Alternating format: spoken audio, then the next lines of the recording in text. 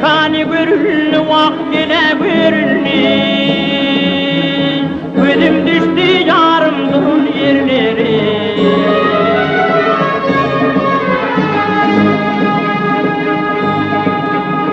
Yarın bağı gülü sani görülü vak canım görülü. Gözüm düştü tonandın yerleri.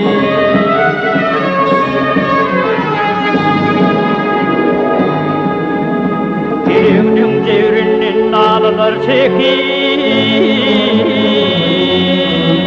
kara gözün yaşlıdır kimin öpüp hey hey hey yarından ayrılıp deryana bakıp bak deryana bakıp gözüm düştü tonandırın yerleri.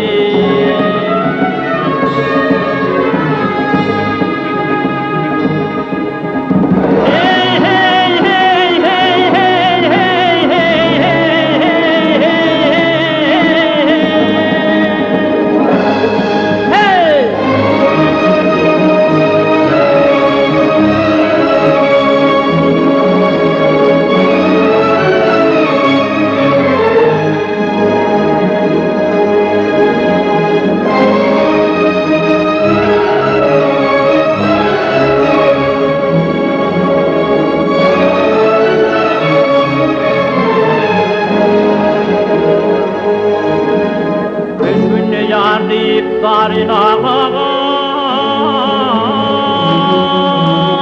Aşkoduna cüvir bağrın dağlan Hey hey hey Şol sebepli pelek bakınmağın Vak bakınmağın